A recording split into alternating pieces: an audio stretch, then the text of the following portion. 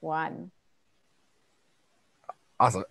Thanks for taking the time to meet with me today, Cisco. I'm a huge Bandai fan. I Dragon Stars, SH Figure Arts, far too many things to collect, but yeah, big fan of all of it.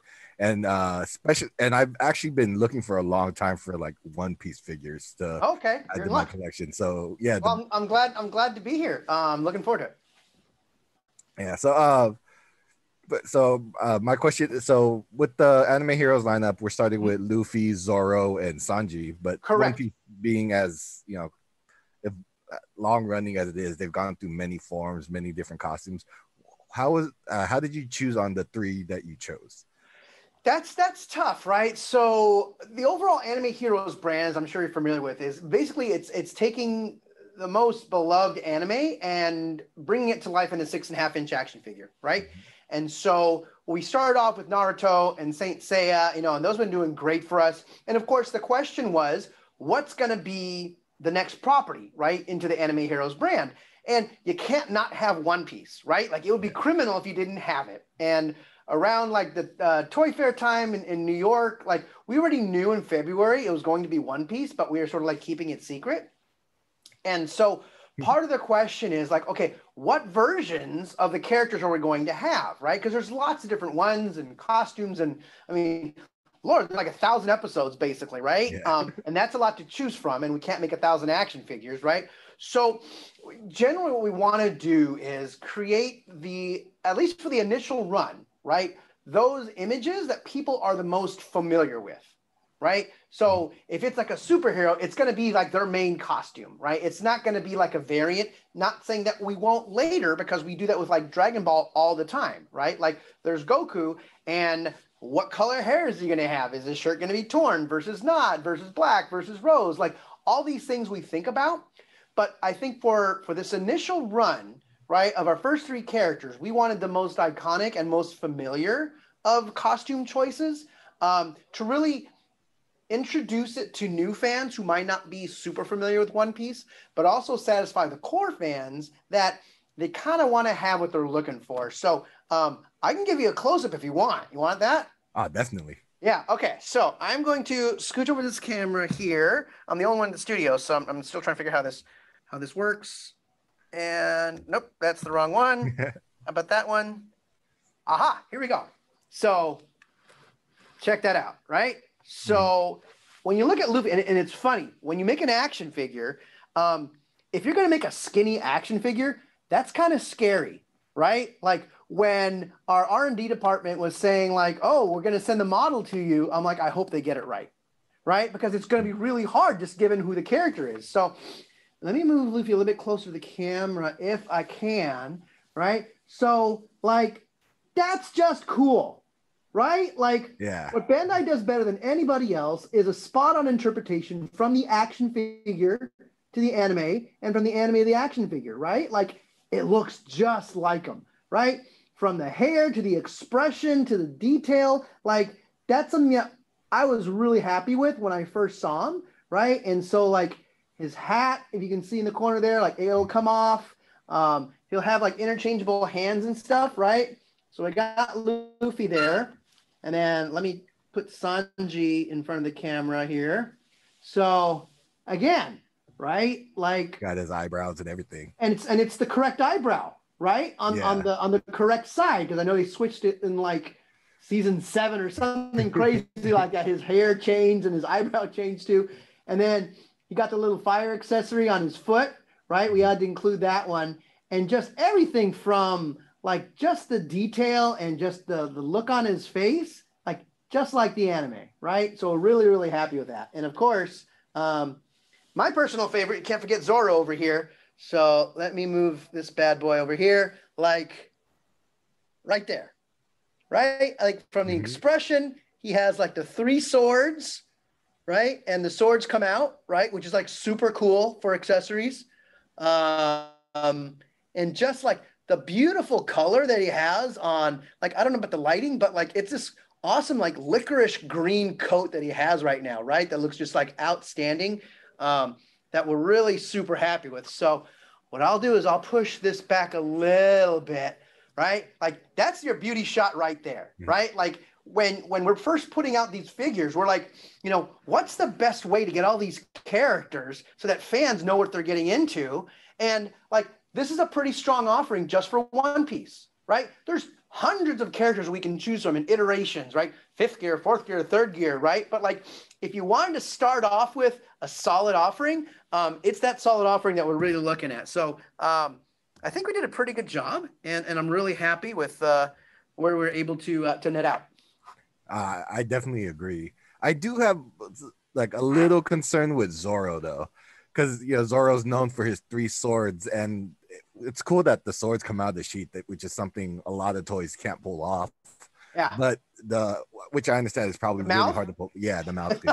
That's my only concern with the. Yeah. So when you do something like that, then you have to sort of, I mean, you have to make choices, right? And so the question is, in order to like in hands, it's easy, right? Because when you mold the hands, like you can put the sword in the hands and they'll fit, right? But in order to have his jaw articulated in such a way that he would hold the sword, the tsuba in his mouth, but then not look weird when you take it out of the mouth, you'd almost need to have like a separate head that the sword would fit into, right? And it's not saying that we would never think about doing it, but for this first foray in terms of what these characters look like we figured this is a safe enough move that it's not that we can do it right. Because the last thing we wanted was to have a version of Zoro where like, yeah, the sword fits in his mouth and then it just looks not the best way, right? And we have to make sure that we keep all the fans happy, because if you get it wrong, we're going to hear about it, right? So we want to make sure, and it's funny, you know, there's a live action version in production on Netflix right now, right?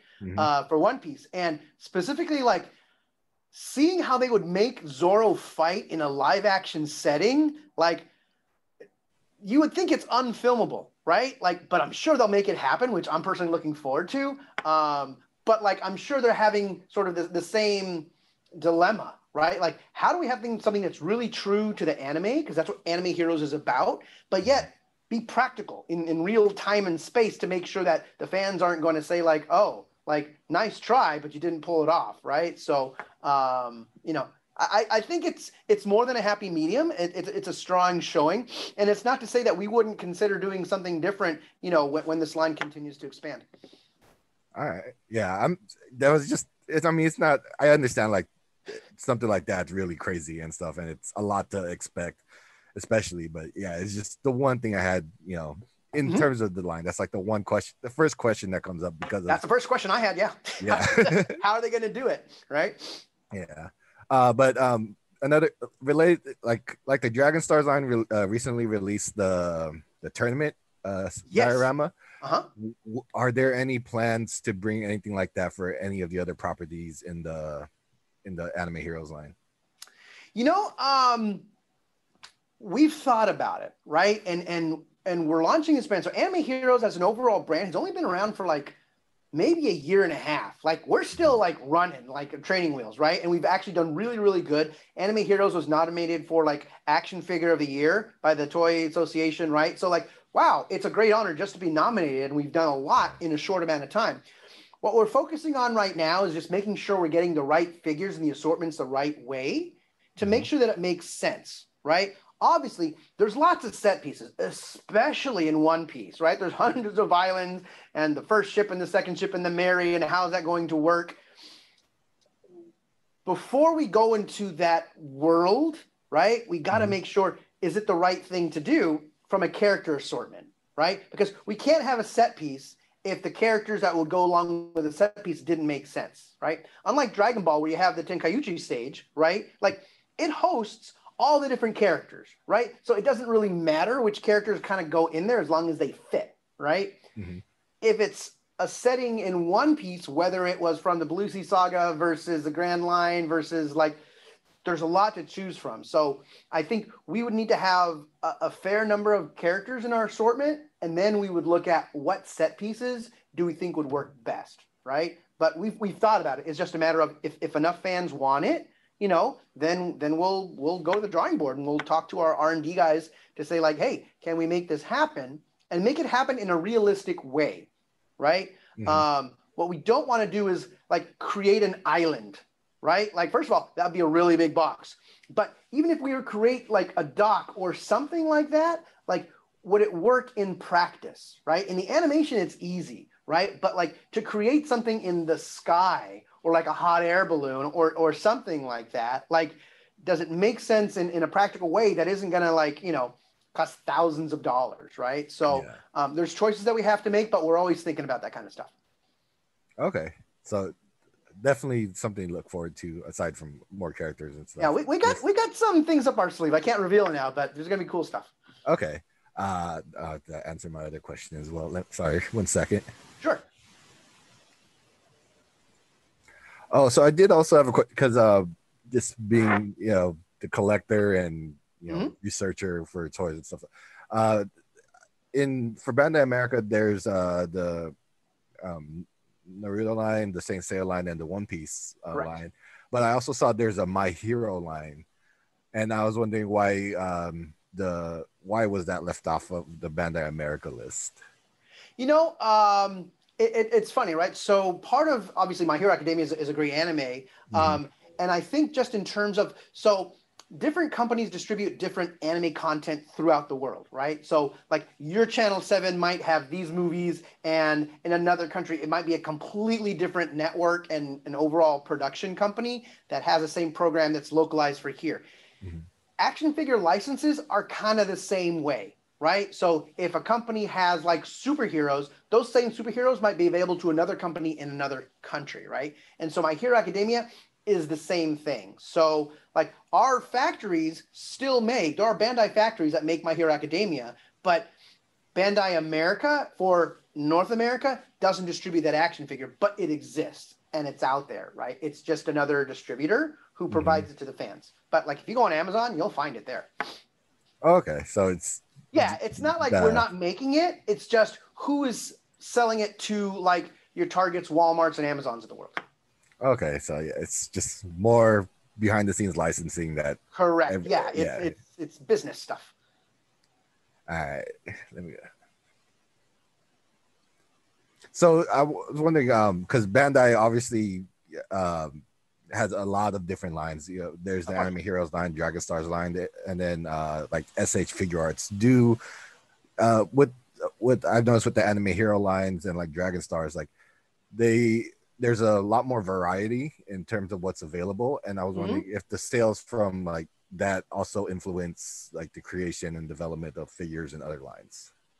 Yeah, you know, that's sort of one of the things that we always think about, right? There's depth and there's breadth, right? So like how many versions of Goku exist in the Dragon Ball universe, right? Lots of them, versus how many of those things are we going to make an action figure for, right? And at a certain point in time, you have to say like, are enough people going to want this version of this character versus like, if only like 10 people want a specific character, right? No matter how much they love it, from just a production point of view, like you need a certain minimum number to even turn on the machines to make something like this, right? And so what we do is we look at current sales of our action figures. We look at which fans are the most engaged. Like I can go on Pinterest right now and have an idea of each anime and which characters are resonating the most by who's talking about this character the most, how many pictures or fan art is being done. And that usually gives me a pretty good idea of which anime is sort of popping right now and which characters are, I guess, the most liked at this point in time. And then I take all this information and then I say, hey, there's a lot of people talking about character XYZ. Maybe we should investigate making this character, knowing that it's going to come out 14 to 18 months from the time, let's say, go, right? So I have to guess what fans are going to like a year and a half in advance, right? And it's kind of hard to do sometimes, but we have a lot of hints and indicators that help us determine if this is going to be the right move and if enough fans want it, right? So it's a little bit of an art and a science because we want to make sure that we take care of our fans who brought us here in the first place, right? But we also want to make sure that a character variation isn't going to be so minute that people miss what it's all about, right? So for example, if we had a version of Luffy where he's missing a shoe, let's say there's an episode where he's missing a shoe and we have missing shoe Luffy, like, yeah, some folks will want it because it's a specific point in time that tells a story, and that's kind of cool too. But for the most part, are folks really going to want just missing shoe Luffy, right? Like I'm not saying we shouldn't, but all I'm saying is at a certain point in time, you got to say like, okay, is it going to be, I would rather make a character that everyone's going to love than just a version where some people might be like, oh, that's kind of cool, but I don't know if I'd buy it or not.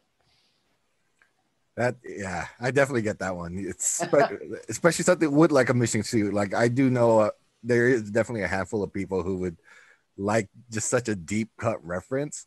Of course. At the same time, that reference most people probably didn't even see, and when they see an actual, like, they're not going to spend the money for it. Or they took a vacation and they missed those 3 episodes, right? Yeah. Where that one left foot Luffy didn't work out that way, right? So. Yeah. Not to say we wouldn't think about it, but like, you know, I would rather, I'm not even, I almost said the character, but I'm not going to, but we would rather do it, this character coming out in the fall, right? So. Personal question for you, aside from, you know, the anime heroes line, like what other lines are you particularly fans of? And to kind of keep it on topic, like how does that inspire your work with the anime heroes line? You mean like if I had to choose a new property to bring into Anime Heroes? Not necessarily a property, although that's the next question for sure. But like there's like the Marvel Legends lines or the DC multiverse lines. Like which like personally, like the Marvel Legends, I think have like a really good posability. Yeah. That they've stepped up the posability in a lot lately. And so, like, if any, like something you admire from another line, and then how is that influencing?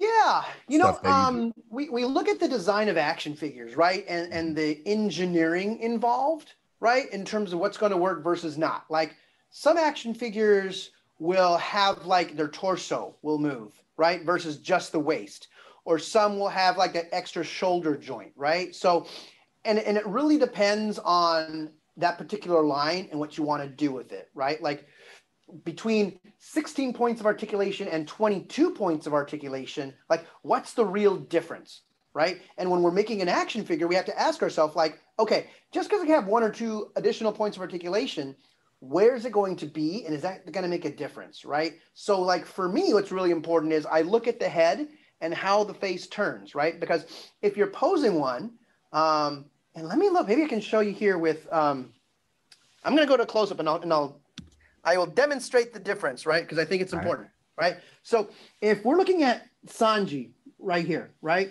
And so if I pose him and he has actually really good articulation in the face, right? Like if I just tilt his head in a certain way, like that could be an expression all into his own, right? Versus if I tilt it a little bit more that way, like that's different. With Luffy, right, he's standing tall, but if I tilt his head a little more that way, that's different than if it's straight up looking like that. Like they're almost like maquettes, right? There's a difference. And so for me, and this is just a purely personal preference, the points of articulation in like the torso, for example, not as important as what creates expression, right? If I can have their head move in a different way, to me, that's more important, right? So like a lot of stuff like the DC multiverse, stuff like that, they actually do a really good job with like the neck and head joint, right? Because you want to get those close-ups, right? That's what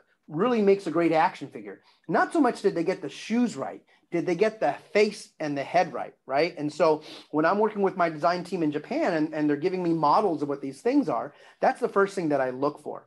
Right? Because you can have a great action figure and if the facial expression isn't the right way, then you can't really put your finger on it, but you kind of look at it and you're like, I'm not going to get this one. I'm going to get that one over there because it just looks better. And you won't know why, but it's these little tiny tweaks that I think really makes what a good action figure is. I mean, I grew up with like your old Star Wars figures of like 4 points of articulation, right? And you're lucky if you even got the head to twist in one direction and then it would break, right? Like we've come a long way just in terms of the engineering to create these things. And so I think as we continue to have more anime into this line and different form figures and different, without revealing too much, how you portray a human form in an action figure, right?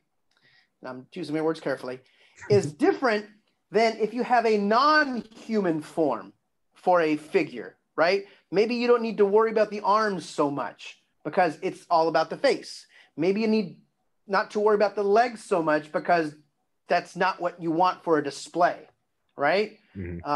So we think about these things all the time in terms of like what makes a good figure and what's going to make a really great fan experience with a property that they're shelling out money for because they like that show, right? So we want to make sure that we're taking care of our fans. All right. And back to the other properties. Yeah. What, if you can't say anything, it's nobody to understand. But if you can't say anything, or if you just had a dream like property that you could bring that has nothing to do with anything, what would that be? A dream property. Wow. See, I got this thing back here and I got this thing back here. So I got to be careful with my words. However, right? I mean, with anime heroes, there's a lot you can do, right? And it depends on what do you define as anime, right? So is it just animation? Like there's a slight difference, right? Like it's not a cartoon. I think it's safe to say, so we have a couple properties that we're thinking about right now that's going to be the next in the line, right? And so for your fans out there, like think at the top of your head, your top 5 of what would you choose if you were in my position to say, let's do this property, not that one. Odds are probably 2 of the 5 that you're thinking about, we're already talking to those folks, right? And we're going to be in the works to do something like this because our plan for Anime Heroes is every year or so, we're going to introduce a new intellectual property, right? We're going to introduce a new property such that Anime Heroes will grow with new characters, not just within this line, but new IP, right? So just because we include new anime XYZ doesn't mean that One Piece is going to stay stagnant, right? We're going to continue to add figures to One Piece. We're going to add figures to Naruto. We're going to add figures to Saint Seiya, in addition to dropping in new properties, right? Such that by this time next year, we're going to be anywhere from like 13 characters. We might have 20 characters, right? It really depends on what we think is working best right now in terms of what people are watching, right? But there's some amazing stuff coming out of Japan right now that is just starting to hit the US, and I'm kind of foreshadowing a little bit. So the question is, a year and a half from now, is that stuff that's really popular that people are talking about, is it going to continue so that people want to buy the action figures related to that property, right? And so that's what my job is. I got to guess what fans are going to want 6 months, 12 months, 18 months from now, and then put it to market in a way that's really going to be satisfying to our fans. All right.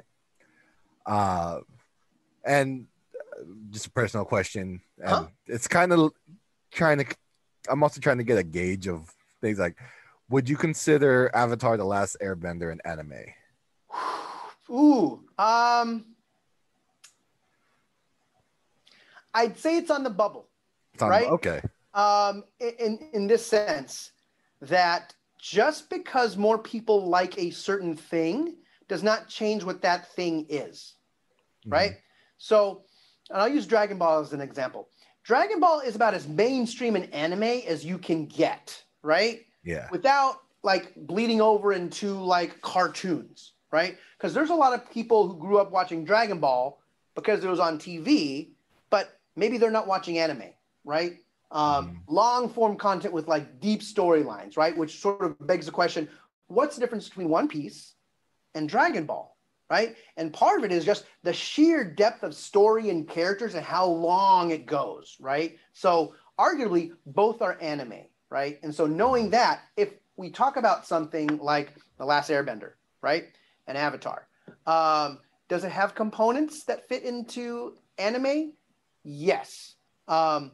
But I think, and it also depends on, did it start in the Shonen Jump? Did it start in the manga? Like there's all these things. So I personally would say yes. I know a lot of people would disagree with me, but I think the depths of the story and just how engaged you are with a property, that's how I define an anime, right? I mean, it's more than just an animated piece of content. It's content that you have to be invested in, right? Like, when I started watching One Piece, I'm like, okay, I'm not going to get a dog because this is a commitment, right? Like I got to like, even if I set out to watch 2-3 episodes every day, it's going to take me a couple years to get done, right? Because like I got to go to work and, you know, pay the bills. So I think to me, that's part of what anime is, right? I joke that people go to the movies, right? It's an event, and you do that thing, right? But watching anime, it's a behavior, right? It's what people do. Some people fish, right? Some people play golf. Some people, they consume anime, right? And it's great, deep content that you have to set aside time for. No one just says like, oh, maybe I'll watch a little anime today. Like, no, like you start at episode 1 and you go all the way through. You just can't pick one because you'll get lost. And to me, that's what anime is, right? So I guess a long roundabout answer your question, if I have to answer, is the last Airbender anime? Well, if I go halfway through the season and I just start watching it for the first time, I'm probably going to get lost or I won't appreciate it as much, which to me then signals, yeah, I think it kind of is anime, if that makes sense. Yeah, I definitely get that. And kind of, it's kind of related, but not. Since like other places have like the My Hero anime heroes line, is Bandai America likely to get their own license that are available elsewhere? Well, Bandai America we're an affiliate of Bandai Namco Holdings in Japan, right? So in Japan, that's where they say, here are the deals that we're going to make, right? They're the ones who really make all the things happen, saying, we're going to have these action figures, right? And we talk all the time, and they say, what do you think's popping in the US right now? And we might say, oh, well, this anime just came over here, and everyone's talking about it. And I think it's going to have a lot of legs, and I think we should make an action figure. And then what Bandai Japan will do is they will talk to Bandai Australia, and they will talk to Bandai UK and France and Italy, and they'll say, hey, the US saw something that's interesting. Have you seen the same thing? And they might be like, yes, everyone's watching it, right? And then when enough people kind of agree on the same thing, then we'll all have a conversation and be like, yeah, let's release this property, right? And then everyone partakes, and then we all kind of go out and we coordinate that way. There might be times where there's an anime that only resonates in a particular country, right? And then you have to say, can we make enough? Is there enough demand that we can even turn on the machines in the first place, right? So if there's anime XYZ and has a huge following in a very small country that you're only going to get a few thousand people to buy something, like that might be a candidate for a higher end statue, right? Where the fans still have it, but the economics involved in creating an action figure, which means you need the mold, you need the tooling, you need to turn on the machines, and then all the stuff that goes into it. You need a minimum number of stuff to make before you can actually release it into market, right? And so all these things go into the decision-making process. And sometimes, you know, Bandai is a very forward-thinking company, right? Like, we'll look at characters and we'll say, you know what? This may not be the most popular character, but it is such an iconic character, we can't not include it, right? So I'm thinking of One Piece. There's a couple characters in One Piece where, like, of course you have to have it in there. It might not be the most popular character, right? But for the fans and the collectors, it makes a big difference, right? And so we look at it as a portfolio approach. Not everything for Dragon Ball is going to sell as well as Goku, right? There are characters who are like not as popular, but you still want to include them, even though they might not be as commercially successful, but they do add to the overall value of the brand. So we have to think both short-term as well as long-term. Okay. A personal question for me is just, I just had to feel like with certain characters that, you know, aren't say as popular, you won't like mainstream them, but has there ever been a case where one not as popular character has been made into like an exclusive for an event like Comic-Con where you're, like being an exclusive there would just create the demand for it? I've been at Bandai not quite yet a year, right? So my experience, so prior to Bandai, I was at DC Comics, right? So I did a lot of stuff for Comic-Con there, right? And so for that particular question, putting like my DC Comics hat on, there will be times when we say, are we going to get enough demand for something, you know, Red Lantern version 2 right, for a Comic-Con exclusive only, and maybe you can only make 3,000 of them, right? And so you have to gauge year over year of what are fans willing to buy, right? But when you create an exclusive for a Comic-Con, it's really a brand play, right? It's about expanding the brand and the love of that character. You're not so much concerned with, is it going to make money, right? You just kind of want it to break even just so you don't like lose money on the thing necessarily, right? If it's a big brand play, right? Or if there's a movie coming out the next year, but you have a lot of the creative assets, then yes, I would put forth an action figure knowing that it might not pay out, but it paves the way for the movie coming out next year, right? Yep. So it really depends on your time horizon. Everything's worth something, right? It's all about timing and how much of a marketing play versus a sheer, let's give the fans what they want versus, you know, just there's creators, right? Like we work with artists too, right? And it's really hard to, it's actually really easy to forget that we work with creatives, we work with artists who put their heart and soul into these properties. And sometimes they might say, it would be awesome if we do this character. Yes, I know it was only one episode, but like everyone loves it, right? And then maybe it'll turn into a bigger thing. Like as a big Star Wars fan, like Boba Fett, right? Like 6 minutes in the entire first saga, but we've seen what a big deal it can be now 30 odd years later, right? That's not to say that something small can't grow, but everything has to have its own time. So nothing's off limits. It's just a matter of people's patience in terms of what they want to see something do. If that kind of answers your question. Oh yeah, definitely. I just had an example in mind, like because Bandai released the Silver Psycho Ranger 1 or 2 years ago. Yeah.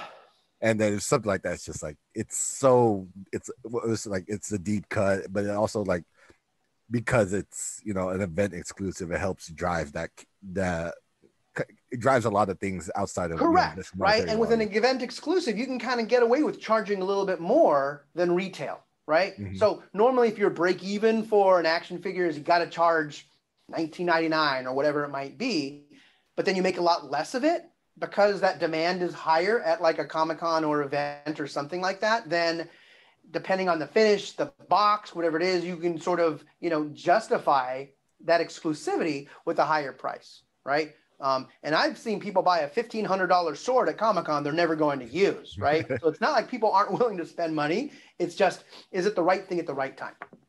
All right. Last question, just a personal question. I'm just getting the feeling that you also have a affinity to collect. What's your favorite piece in your collection? For Bandai or just like ever that I have? Both. I'd say my favorite Bandai piece right now is some Gundam stuff. I've always been a big Gundam fan. And so like I have like my RX-72-8 in my house that is a model kit that I created like years ago. It's probably like broken by now because I have kids. So that's kind of neat, right? Because like when you grow up with something and then you get to work on that thing, right? So like obviously, you know, we're putting out Gundam stuff pretty soon too. So we're really excited about those things. And then when I was growing up, I was a big Super Friends fan, right? On Saturday morning cartoons and that kind of stuff like that. And oddly enough, and my friends would always tease me at it, I was a big Hawkman fan. Like nobody loves Hawkman, but I did, right? Because like he had wings and I followed the comics and like you can have expressions with like the wings, right? Like whether the wings are out like this or they're droopy, whatever it might be. He's always been a favorite character of mine. And so when I was at DC Comics, like he was my favorite character and I read all of his books and I met the writers and all these things like that. And so I have a couple figures that I worked on, which is cool, which I have as part of my collection. So I'd say on both sides of my past versus what I'm working on now, Hawkman and Gundam. And I don't think you can get much further away than that, but they both fit in my collection. That's awesome. Thank you so much, Cisco. Sure. Yeah, sharing everything, showing off the figures. Can't wait till they come out. Yeah, they're coming out in April time, right? So they're available for pre-sale right now. And then coming in April, you'll find them at like, you know, Amazon, Target, Walmart, GameStop, you name it, right? It'll be everywhere wide coming in April. Awesome. Thank you. Thank you.